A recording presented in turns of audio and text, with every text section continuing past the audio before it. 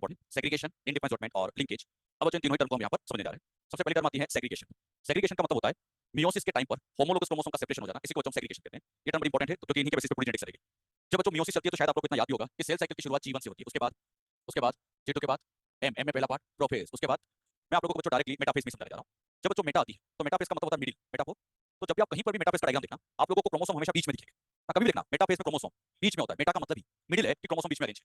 जब बच्चों metaphase first में क्रोमोसोम अरेंजमेंट होता है बड़ा ही तरीके से, वो ऐसे तरीके से अरेंज होते हैं कि अगर ये क्रोमोसोम 1 है ना तो सामने वाला भी श्योर है 1 ही हो। अच्छा ये 1 1 सभी बच्चे जानते हैं कौन से क्रोमोसोम, क्या इन्हें होमोलोगस क्रोमोसोम कहते हैं।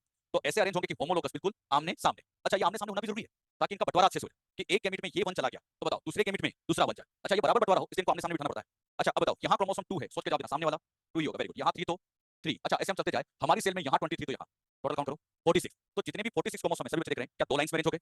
कितनी लाइन में क्रोमोसोम अरेंज हो गए? 2 लाइंस में अरेंज हो गए। अब जो मेटाफेज के बाद यहाँ जब एनाफेज आएगी उससे पहले एक बात मुझे बताइए, क्या इन क्रोमोसोम के ऊपर एलील होते हैं? क्या जीन होती है? मान लो यहाँ पर कैपिटल ए है तो सोच के बताना क्या स्मॉल यहाँ होगा, यहाँ होगा, यहाँ, यहाँ, यहाँ। अच्छा इसके सामने क्यों होता है? क्योंकि allele same locus of homologous chromosome. अच्छा सिमिलरली अगर मैं यहाँ पर कैपिटल बी को अरेंज करता हूँ तो सामने वाला क्या स्मॉल भी आएगा और इसको एग्जैक्ट सामने होगा। अब बच्चों जब एनाफेज आती है सभी ध्यान देना, ये जो स्पिंडल फाइबर है इनको क्रोमोसोम को खींचना चालू करें। इधर से स्पिंडल फाइबर ने इस क्रोमोसोम को खींचना चालू किया, ये इसको नीचे खींच रहा है, ये इसको ऊपर खींच रहा है। तो बताओ क्या ये क्रोमोसोम अलग अलग हो रहे हैं? बताओ इधर तो चला गया ये 1 तो क्या दूसरा 1 नीचे आ गया? सभी जवाब देना 1 1 कैसे क्रोमोसोम? बोलो। तो क्या ये होमोलोगस क्रोमोसोम अलग हो रहे हैं? इन्हीं होमोलोगस क्रोमोसोम का अलग होना ही कहलाता है सेग्रीगेशन या डिसजंक्शन। बताओ सेग्रीगेशन किसको कहते हैं? Separation of homologous chromosome during meiosis. अरे बात समझ में? होमोलोगस का अलग होना बोलो, सेग्रीगेशन। अब बताओ ये 2 कहां जाएगा बोलो? तो ये 2, तो क्या ये 2 एक इधर गया एक इधर गया, क्या 2 2 अलग हो रहे हैं? नाम बोलो। एक 3 इधर एक 3 इधर। तो होमोलोगस का अलग होना सेग्रीगेशन, दूसरा नाम डिसजंक्शन। अब मुझे एक बात का आप जवाब दीजिएगा, जब ये क्रोमोसोम में से अलग हो रहे होंगे तो यहाँ पर जो अलील बैठा था बताओ इस पे कौन सा था? कैपिटल है, तो ये कैपिटल स्मॉल यहीं छूट जाएंगे, तो क्रोमोसोम जाएंगे अलील तो छोड़ जाएंगे ना, तो क्या अलील भी साथ जाएगा? तो बताओ जब ये क्रोमोसोम अलग होंगे तो क्या अलील अलग नहीं होंगे? क्या अलील भी अलग होंगे? यस, अलील का अलग होना मेंडल के शब्दों में कहे तो फैक्टर का अलग होना भी सेग्रीगेशन ही। अरे बात समझे ना? अरे सीधी सी बात है, जब क्रोमोसोम अलग होंगे तो उस पे बैठा हुआ फैक्टर भी, उस पे बैठा हुआ एलील भी अलग होगा ही होगा। अरे बात समझे बेटे? तो कभी ऐसे पूछे अलील का अलग होना सेग्रीगेशन, फैक्टर का अलग होना और क्रोमोसोम का अलग होना।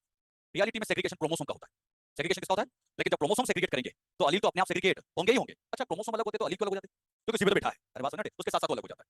अब बच्चों जब हम मेंडल की जेनेटिक्स पढ़ेंगे तो मेंडल को क्रोमोसोम का कोई नॉलेज नहीं था। इवन ऐसा कहा जाता है कि मेंडल के टाइम पे तो क्रोमोसोम की डिस्कवरी तक नहीं हुई थी। अच्छा मेंडल को क्रोमोसोम का कोई नॉलेज, उसने सारी जेनेटिक्स क्या फैक्टर से समझाई थी। तो मेंडल ऐसे कहता था कि फैक्टर का अलग होना, मेंडल क्या बोलता था? फैक्टर। बताओ ये फैक्टर क्या अलग हो रहे हैं? तो मेंडल कहता था फैक्टर का अलग होना ही सेग्रीगेशन है और इसी बेसिस पे उसने लॉ बना दिया, लॉ ऑफ सेग्रीगेशन। एक तरह से मैं आपको लॉ ऑफ सेग्रीगेशन समझा दिया बच्चों। लॉ ऑफ सेग्रीगेशन में यही तो है और क्या, गैमीट बनाते टाइम मियोसिस के टाइम पर फैक्टर क्या होते हैं? अलग होते हैं। ये अलग होने के लिए शब्द सेग्रीगेशन। अरे बात समझ में? इधर भी देखो ऊपर जा रहा है कैपिटल बी, नीचे आ रहा है, तो ये अलग अलग होना। तो अगर ऐसे कहें क्रोमोसोम का अलग होना, फैक्टर का अलग होना, अलील का अलग होना, ये सब सेग्रीगेशन ही कहलाता है। वैसे रियलिटी में सेग्रीगेशन होता तो क्रोमोसोम का है, लेकिन क्रोमोसोम के साथ साथ अलील भी अलग हो जाता है। क्या समझ में आया सबको? इसी सेग्रीगेशन की वजह से ही बताओ ये वाला 1 गया इधर तो क्या एक 1 इधर चला गया और दूसरा वाला 1 इधर, तो गैमीट में इन दोनों 1 में से कितने 1 आए? तो क्या रखना, गैमीट में हमेशा होमोलोगस क्रोमोसोम में से कोई एक ही आता है। ये एक इसलिए आता है क्योंकि सेग्रीगेट हो गए। या ऐसे भी कहो, बताओ यहाँ पर कैपिटल ए और स्मॉल ए, क्या 2 अलील थे? बताओ कितने अलील थे? लेकिन गैमीट में या तो कैपिटल ए आएगा या स्मॉल ए आएगा। अच्छा ए और स्मॉल ए साथ क्यों नहीं आते? क्योंकि सेग्रीगेट हो जाता। तो याद रखना अगर किसी गैमीट में, मैं किस बात कर रहा हूँ, अगर किसी गैमीट में कैपिटल और स्मॉल एक साथ दिख गए ना, समझ जाना गलती होगी। अरे बात समझे ना? गैमीट में दोनों अलील में से कोई एक है, अगर इसमें कैपिटल आ गया तो श्योर है कि इसमें कभी कोई स्मॉल किसी और में जाएगा। अच्छा सेम है, यहाँ बताओ क्या गया? कैपिटल बी, तो इसमें स्मॉल बी किसी और में जाएगा। अब याद देखो यहाँ क्या गया? तो कैपिटल बी किसी और में जाएगा। अरे बात समझे ना? बताओ दोनों में से गैमीट में कोई एक ही जाता है और एक ही क्यों जाता है? सेग्रीगेशन हो जाता है। अरे कुछ समझ आ रहा है? चलिए सेग्रीगेशन क्या होता है ये मैंने सिखाया आपको। अगला वर्ड आता है इंडिपेंडेंट असॉर्टमेंट। असॉर्टमेंट का एग्जैक्ट मतलब होता है इनहेरिटेंस, इंडिपेंडेंट इनहेरिटेंस। अब ये इंडिपेंडेंट इनहेरिटेंस होती क्या है? मुझे एक बात बताओ, जब प्लांट्स में पोलन ग्रेन बनते होंगे या ह्यूमन के मेल में जब स्पर्म बनते होंगे, बताइए कौन सा डिवीजन? मियोसिस। जब ये स्पर्म बनते हैं पोलन ग्रेन बनते हैं, एक ही बनते हैं? क्या ये बहुत सारे बनते हैं? तो मियोसिस एक सेल में होता है बहुत सारे, कई सारी सेल में साइमल्टेनियसली मियोसिस हो रहा होगा। मान लीजिए इस सेल में मियोसिस हो रहा होगा तो क्या और भी तो हो रहा होगा? उसी पर्सन की, मान लीजिए यही पर्सन है तो इसी पर्सन की कई सेल में मियोसिस हो रहा होगा। अब बच्चों ये तो श्योर है मियोसिस में 1 के सामने कौन होगा? बोलो बोलो। 2 के सामने। लेकिन बच्चों ऐसा हो सकता है कि कुछ सेल में 1 के सामने बोलो कौन है? 1, 2 के सामने 2। ये तो श्योर है कि 1 के सामने 1, 2 के सामने 2। लेकिन ऐसा हो सकता है कि ये जो 2 2 है ये आपस में इन्वर्स हो जाए। डायग्राम में देखो ऊपर वाला जो 2 है कौन से कलर का, लेकिन ये रेड यहाँ पर नीचे बना दिया। अरे बात समझे? फिर देखो यहाँ पर ये कौन सा है? ग्रीन। क्या ग्रीन यहाँ नीचे है? मैंने ग्रीन को यहाँ कर दिया, मतलब यहाँ पर 2 के सामने 2 तो है, फिर डिफरेंस क्या किया? इनका उल्टा कर दिया बस। कैसा हो सकता है? अरे 2 के सामने 2 बिठाना है, अब ऊपर बैठे यहाँ नीचे कर दो, आंसर तो वही आएगा ना। अरे कुछ समझ में आया? बताइए 2 के सामने 2 होगा लेकिन इनका आपस में अरेंजमेंट उल्टा हो सकता है। चलिए यहाँ समझेगा, यहाँ एक 3 है ब्लैक कलर का, एक 3 है ब्लू कलर का, यहाँ कौन सा आएगा? क्या कोई भी आ सकता है? चलिए समझाने के लिए, क्या यहाँ ब्लू वाला ऊपर आ सकता है? क्या ब्लैक वाला नीचे आ सकता है? मतलब ये आपस में कुछ भी हो सकता है। अब इससे होगा क्या, जब ये क्रोमोसोम ऊपर जाएंगे, सोच के जवाब देना, इन क्रोमोसोम ऊपर वाले से क्या ये गैमीट बन रहा है? अब यहाँ देखिएगा ऊपर यहाँ पर कैपिटल ए के साथ क्या जा रहा है? तो बताओ क्या गैमीट में कैपिटल ए के साथ कैपिटल बी जा रहा है? लेकिन सोचो अगर इनका उल्टा अरेंजमेंट हो गया तो कैपिटल ए के साथ, तो यहाँ पर कैपिटल ए के साथ बताओ क्या आ गया? तो बस मुझे इतना सिखाओ, कैपिटल ए के साथ क्या हमेशा कैपिटल बी आएगा? क्या स्मॉल बी भी आ सकता है? ए और बी एक दूसरे पर डिपेंड या इंडिपेंड, क्या ये एक दूसरे से अलग अलग है? इनका आपस में कोई रिलेशन, मतलब एक दूसरे से इंडिपेंड जाते हैं, इसलिए इसको कहा जाता है इंडिपेंडेंट इनहेरिटेंस। अरे बात समझ में? और ये एक दूसरे से इंडिपेंड इसलिए जा रहे हैं क्योंकि अलग अलग क्रोमोसोम पे बैठे। ध्यान से देखो कैपिटल ए किस क्रोमोसोम पे बैठा है और कैपिटल बी ये सेम क्रोमोसोम पे अलग अलग। तो जब भी जिन अलग अलग क्रोमोसोम पे नजर आ जाए ना, समझ जाना इंडिपेंडेंट असॉर्टमेंट होगा ही होगा। तो बताओ इंडिपेंडेंट असॉर्टमेंट कब होता है? हाँ सही बोला, क्योंकि बहुत इंपॉर्टेंट बात है। जब जीन अलग अलग क्रोमोसोम पे, बताओ यहाँ बताओ कैपिटल ए किस पे है, 1 पे, और बी, तो क्या ये अलग अलग क्रोमोसोम पे? जब जब जीन अलग अलग क्रोमोसोम पे होगी, इंडिपेंडेंट असॉर्टमेंट होगा ही होगा। अरे ये अपने रास्ते जाएगा, ये अपने रास्ते जाएगा, तो इंडिपेंडेंट जाएगा। ऐसे समझो, ये बच्चों मान लीजिए एक मैंने एरोप्लेन बनाया या क्रोमोसोम नंबर 1 बनाया। इस क्रोमोसोम नंबर 1 पर आप देखिए कौन सा लीड बैठा था, कैपिटल ए। 1 पर कैपिटल ए, चलिए यहाँ पर एक को मैंने बिठा दिया। ये मान लेते हैं क्रोमोसोम नंबर 2 है, ये 2 वाला है, इस पर कौन सा लीड बैठा था, कैपिटल बी। बताओ 2 पे कौन बैठा है? अब मुझे बताओ, ये ए और बी, ये ए और ये बी एक ही क्रोमोसोम पे अलग अलग, ऐसे समझो, क्या ये अलग अलग एरोप्लेन में बैठे? इस एरोप्लेन में ए बैठा है, इस एरोप्लेन में ये सेम एरोप्लेन बैठे अलग अलग। तो जब ये उड़ेंगे, गैमेट बनाते टाइम जब ये उड़ेंगे, तो ये एक दूसरे से साथ जाएंगे अलग। ये अलग अलग क्यों जा रहे हैं? अरे अलग अलग एरोप्लेन में बैठे हैं। अरे बात समझ रहे? तो जब ये जाएंगे तो एक दूसरे से अलग अलग जाएंगे, बस एक दूसरे को बाय बाय करते रहेंगे। तो बताइए इसका और इसका आपस में रिलेशन, अच्छा ये आपस में अलग अलग क्यों जा रहे हैं? अलग अलग क्रोमोसोम पे, और जब जब अलग अलग क्रोमोसोम पे क्या होगा, इंडिपेंडेंट असॉर्टमेंट। और इसी वजह से बताओ, यहाँ पर ढंग से जाओ देना, कैपिटल ए के साथ कैपिटल बी आता है या स्मॉल बी? कुछ भी आ सकता है, बी भी आ सकता है और स्मॉल बी, क्या कुछ भी आ सकता है? तो क्या ये कुछ भी कॉम्बिनेशन बना सकता है? कई बार नए कॉम्बिनेशन भी है। मान लो पेरेंटल सेल में कैपिटल ए के साथ कैपिटल बी था, लेकिन गैमीट में कैपिटल ए के साथ स्मॉल बी, तो क्या नई जनरेशन में ए के साथ स्मॉल बी आएगा? तो क्या यहाँ कुछ नया आया है? और नया आया है मतलब कुछ वेरिएशन आई। तो इंडिपेंडेंट असॉर्टमेंट से भी वेरिएशन आती है। मैंने आप लोगों को पहली क्लास में जेनेटिक्स की पहली क्लास में बताया था, वेरिएशन आने के पीछे 3 रीजन। हाँ 4 बताते हैं, उसमें मॉलिक्यूलर लेवल के 3 होते हैं। कौन कौन से? क्रॉसिंग ओवर, वहां लिखवाया था मैंने आप लोगों को, crossing over, independent assortment, mutation, और एक होता है एनवायरनमेंट से भी आता है। मॉलिक्यूलर लेवल पे कितनी चीजें? 3। बताओ इसके साथ ये भी आ सकता है, इसके साथ ये भी आ सकता है, क्या कुछ भी कॉम्बिनेशन आ सकता है? इसी वजह से वेरिएशन आता है। क्या हम अपने पेरेंट्स से थोड़े बहुत डिफरेंट है? उसके पीछे एक रीजन इंडिपेंडेंट असॉर्टमेंट भी है। अरे बात समझ रहे? हम लोग जब भी बच्चों से पूछते हैं ना पेरेंट्स अलग क्यों, सबको एक ही जवाब आता है, क्रॉसिंग ओवर। लेकिन अगर क्रॉसिंग ओवर के साथ साथ इंडिपेंडेंट असॉर्टमेंट भी एक बड़ा रीजन होता है, क्योंकि इससे भी अलग अलग कॉम्बिनेशन तैयार होता है। क्लियर हुआ? चलिए एक वर्ड और आता है, लिंकेज। लिंकेज का मतलब होता है लिंक रहना, साथ रहना। लिंकेज का मतलब लिंक रहना या साथ साथ साथ जाना, साथ जाना ही लिंकेज कहलाता है। मुझे एक बात बताओ, इस क्रोमोसोम 1 पर क्या केवल एक ही जीन होती है? क्या एक क्रोमोसोम पे कई जीन हो सकती है? याद करो छुटके से वाई पर 231, कई बार इंटरव्यू में पूछा होगा आप लोगों से, छोटे से वाई क्रोमोसोम पर कितनी जीन है? 231। मैं इसलिए पूछता हूं कि याद रहे आप लोगों को। अच्छा यहाँ पे बच्चों इसके ऊपर एक जीन और मैंने बना दी, मान लो यहाँ टी बना ली, तो क्या स्मॉल इसके सामने आएगा? क्या एक क्रोमोसोम पे एक से ज्यादा जीन हो सकती है? अरे बहुत सारी हो सकती है, छोटे से वाई पर ऐसी 231 कुछ याद है क्या? बताओ ए और डी ढंग से जाओगे ना सभी, अलग क्रोमोसोम पे है या सेम? बताओ ये जब ऊपर जाएंगे तो क्या ए के साथ डी जाएगा ही जाएगा? बताओ गैमीट में भी ए के साथ, बताओ एडी साथ क्यों जा रहे हैं? क्या सेम क्रोमोसोम पे? यहाँ भी देखो, बताओ ए और डी कैसे सेम, तो क्या यहाँ भी एडी साथ ही जा रहे हैं? ये एडी हमेशा साथ साथ क्यों जा रहे हैं? सेम क्रोमोसोम पे बैठे, तो जब भी जीन सेम क्रोमोसोम पे होगी, उनकी मजबूरी है कि साथ जाना पड़ेगा, और साथ जाना ही कहलाता है। बताओ लिंकेज कब होती है? When genes present on same chromosome. Same chromosome पे जीन है तो लिंकेज होगी। ऐसे समझो, ये बच्चों यहाँ पर एरोप्लेन नंबर 1 था, इस 1 पर ही एक आगे किसी पे कौन बैठा है, तो पीछे किसी पर बैठा है।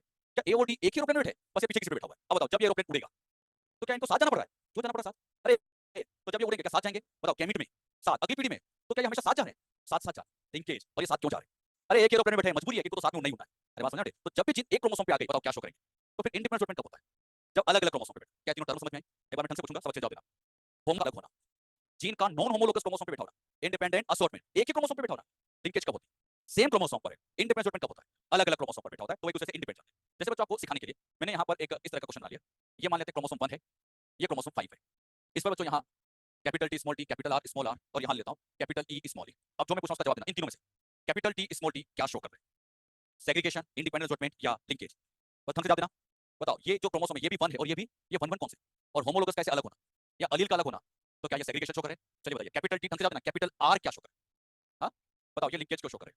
Present on same chromosome, yes, capital T capital E, why non homologous chromosome. फिर बताना कैपिटल ई स्मॉल ई, सोच के जवाब दो। क्या सेग्रीगेशन आ जाएगा? Very good. मैंने कहा बच्चों small T small are, small T small R, very good. Small are small E, independent, मैंने कहा capital R small R, segregation, मैंने कहा स्मॉल टी स्मॉल ई, small T small E, independent assortment. क्या बात है समझ में आ रही है? अच्छा मैं कहता टी और आर, हाँ वैसे ये भी सेग्रीगेशन है, होमोलोगस अलग हो जाएंगे ना, तो साथ साथ ये भी अलग हो जाएंगे, तो भी एक तरह का क्या कहलाता है? सेग्रीगेशन ही कहलाता है। ये सिखाने वाले साइंटिस्ट थे मेंडल।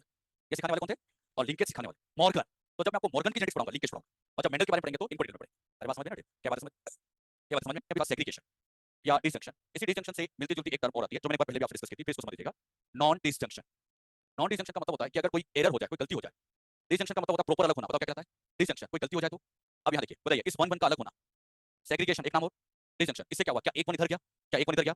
अब बच्चों होना यही चाहिए, लेकिन कुछ सेल में कभी कभी रेयर केस में ऐसा हो सकता है कि यहाँ पे बच्चों गलती से ये हुआ कि ये जो 1 था, ये ब्लैक वाला 1 बाय मिस्टेक यहाँ लग गया। अच्छा यहाँ लग गया तो बताओ इधर ये 1 तो था, ये क्या एक्स्ट्रा 1 और आ गया? तो बताओ इधर 1 कितने हो गए?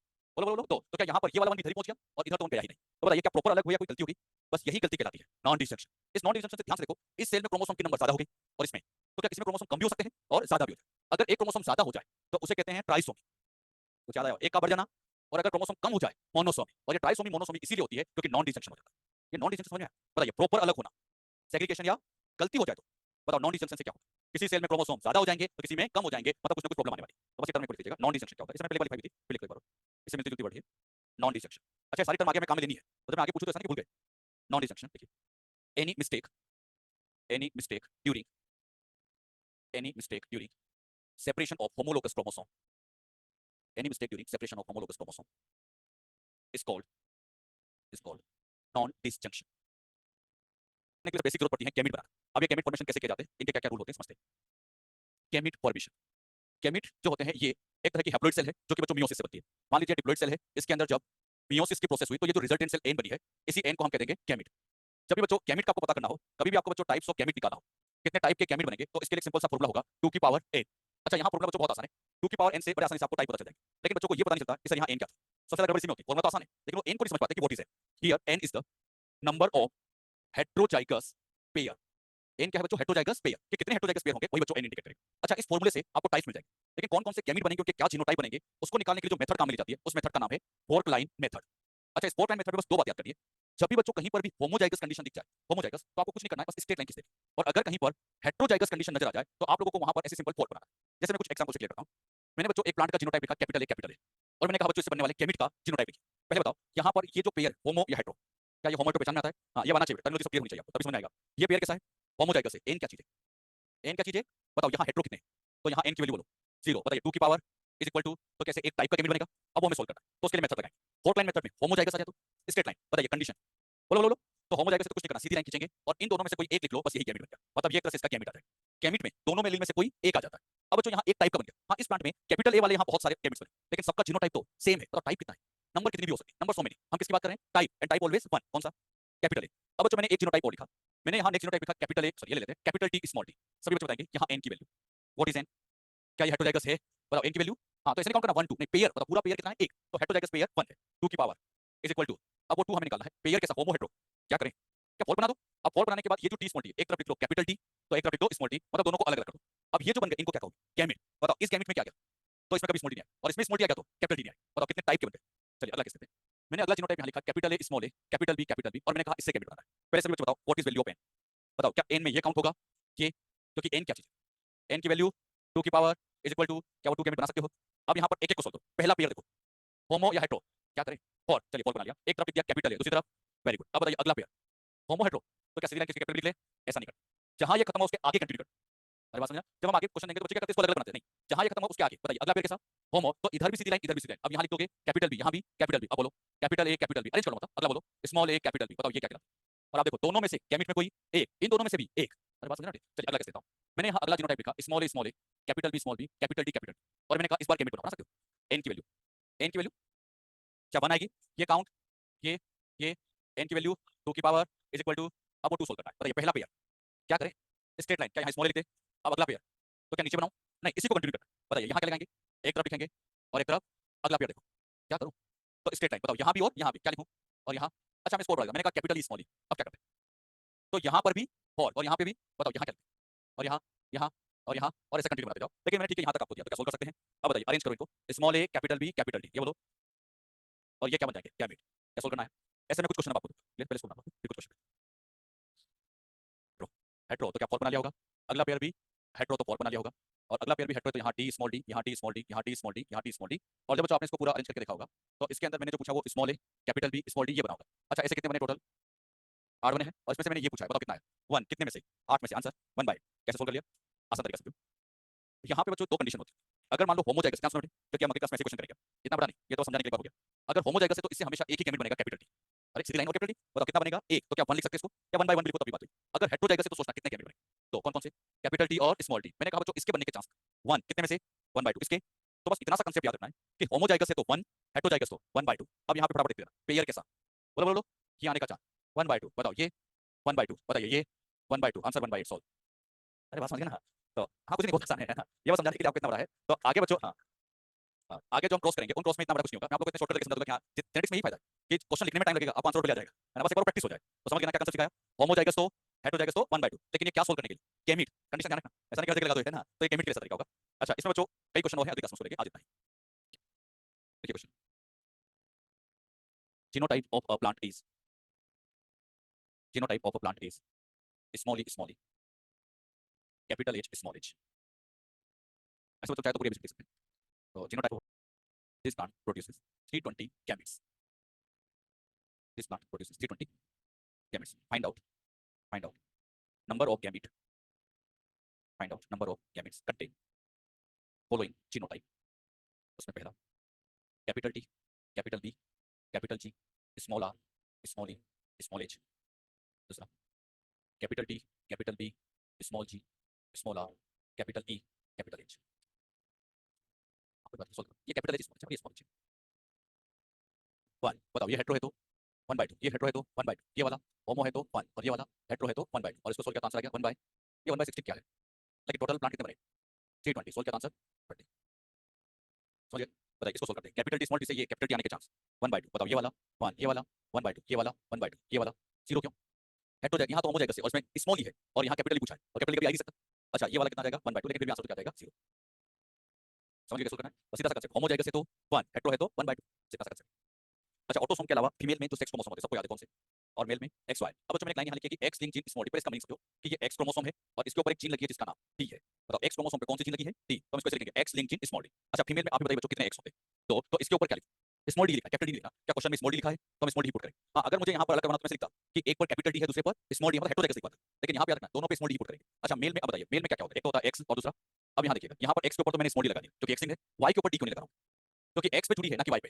अब मुझे बताइए फीमेल में कितने एक्स होते हैं, तो यहाँ आप ऐसे लिखोगे, ये ऑटोसोम लिखा, फीमेल में 2 एक्स है तो यहाँ पर डी लगा दिया, यहाँ डी लगा दिया। अच्छा मेल में एक एक्स है जबकि दूसरा, बताओ एक्स के ऊपर क्या लिखूं, डी, वाई के ऊपर क्यों लिख रहा हूँ, क्योंकि वाई लिंक नहीं है, ये तो एक्स लिंक है, समझ गए। अब बच्चों यहाँ से इस वाले से ये आपको बताना है, बताइए होमो हेट्रो, बताइए 1 1/2, वेरी गुड, ये वाला 1/2, ये वाला 1, बोलो आंसर 1/4, सो अच्छा लेकिन ये तो प्रोबेबिलिटी परसेंटेज निकालना हो तो इनटू सोर्स मल्टीप्लाई कर दो, क्या 25% आ जाएगा। चलिए इस वाले को सोल्व करो, यहाँ से बोलो बच्चों ये 1/2, ये वाला 1/2 क्योंकि हेट्रो है। अब ये देखिए क्या ये होमोजाइगस है, बोलो बोलो क्या हेट्रो है, ये हेमीजाइगस, इसके लिए क्या शब्द लिखते हैं हम, hemi, and hemizygous behave just like hetero. अच्छा hemi behave just like hetero, तो बताइए इसके लिए भी हम यहाँ पर क्या लिखेंगे 1/2, देन आंसर आ गया 1/8। अच्छा ये 1/8 क्या थी, प्रोबेबिलिटी परसेंटेज निकालना इनटू 100, सोल्व करोगे तो 12.5%। समझ में आया, नीट में बच्चों इसी तरह के क्वेश्चन आने के चांसेस है, ज्यादा चांस है कि ये क्वेश्चन पूछा जाए। फिर पनेट स्क्वायर, गैमेट से बन जाते हैं तो अपन गैमेट का फर्टिलाइजेशन होगा, तो उससे क्या अगली पीढ़ी आएगी, वो अगली पीढ़ी में क्या कॉम्बिनेशन आएंगे उसको निकालने के लिए हम पनेट स्क्वायर या चेकर बोर्ड का यूज करते हैं। मॉडल में चाहे तो देखिएगा पेज नंबर 10 पर सबसे ऊपर लिखा होगा, पेज नंबर 10 पर सबसे ऊपर को हम लिखा चेकर बोर्ड मेथड, अब लिखा होगा पनेट स्क्वायर, मिला। अब ये पनेट स्क्वायर क्या होता है सीखिए, पनेट स्क्वायर, ये पनेट स्क्वायर को डेवलप करने का काम एक ब्रिटिश जेनेटिस्ट ने किया है, और ये ब्रिटिश जेनेटिस्ट थे आर.सी. पनेट, रेगिनाल्ड सी. पनेट। अच्छा पनेट स्क्वायर का फायदा क्या है इसे बच्चों समझते हैं। पनेट स्क्वायर का बच्चों सबसे बड़ा फायदा ये होता है कि इससे अगली जनरेशन में जो ऑफस्प्रिंग बनने वाले हैं उनके बच्चों हम जीनोटाइप फिनोटाइप उनकी प्रोबेबिलिटी निकाल सकते हैं। जैसे आप ऐसे समझिएगा, सभी ध्यान से समझिएगा, मान लीजिए बच्चों ये मेरे पास यहाँ पर ये है पेरेंट नंबर 1 और ये पेरेंट सेकंड। अच्छा इनका जीनोटाइप ले लिया टी स्मॉल टी, इनका भी ले लिया टी स्मॉल टी, इसमें से मान लेते हैं एक है फीमेल पेरेंट और एक है मेल पेरेंट। अच्छा जब पेरेंट्स का क्रॉस होगा तो क्या अगली जनरेशन आएगी, ये जो अगली जनरेशन बनती है इसी अगली जनरेशन को हम क्या कहते हैं, इनके ऑफस्प्रिंग यानी इनकी संतति बन गई, इनकी अगली जनरेशन आएगी। अब जो ऑफस्प्रिंग आएंगे इन ऑफस्प्रिंग में कई तरह के जीनोटाइप पॉसिबल हो सकते हैं, हमें ये कैलकुलेट करना है कि जो ऑफस्प्रिंग बनेंगे इनकी जो ऑफस्प्रिंग तैयार हो रहे हैं उसमें टी टी कितने आएंगे, कैपिटल टी स्मॉल टी कितने आएंगे और स्मॉल टी कितने आएंगे, इनकी प्रोबेबिलिटी निकालना है। हमारा टारगेट क्या है, पेरेंट्स का क्या करना है क्रॉस, एक क्रॉस हमें करना है और ऑफस्प्रिंग में ये जीनोटाइप आने की प्रोबेबिलिटी क्या है वो कैलकुलेट करना है, ये बच्चों में सोल्व करना है। अब इसको सोल्व करने का तरीका क्या होता है, इसको सोल्व करने के लिए हम क्या करेंगे, सबसे पहले यहाँ पर इनसे हम बनाएंगे गैमेट। अच्छा गैमेट बनाते टाइम कैसे गैमेट बनाते हैं सबको आता है, हमने बच्चों अभी यही सीखा है। गैमेट बनाते टाइम इनको क्या कर देंगे अलग, बताओ यहाँ पर एक गैमेट आ जाएगा कैपिटल टी, दूसरा हाँ, और नहीं आता तो 4 लाइन से टी कर देते थे, स्मॉल टी कर देते। अच्छा ये गैमेट किसके बने, फीमेल। अब मेल में जो गैमेट बनेंगे क्या यहाँ पर कैपिटल टी बनेगा और दूसरा, अच्छा मेल में भी ये है तो इसे 2 बन जाएंगे। अच्छा ये गैमेट किसके हैं और ये वाले, अब अगली जनरेशन आना है तो इन गैमेट का फर्टिलाइजेशन होगा। अच्छा फर्टिलाइजेशन होगा तो इनसे क्या क्या पॉसिबिलिटी आ सकती है वो हमें निकालना है। तो ये पॉसिबिलिटी निकालने के लिए जो बॉक्स हमने तैयार किया है बस समझ जाना यही बॉक्स कहलाता है पनेट स्क्वायर, यही बच्चों पनेट स्क्वायर के नाम से जाना जाता है। अच्छा इस बॉक्स को क्या बना सकते हो, बताओ इधर से क्या आया, इधर से तो बताओ क्या गया कैपिटल टी, इधर से बोलो बताओ इधर से।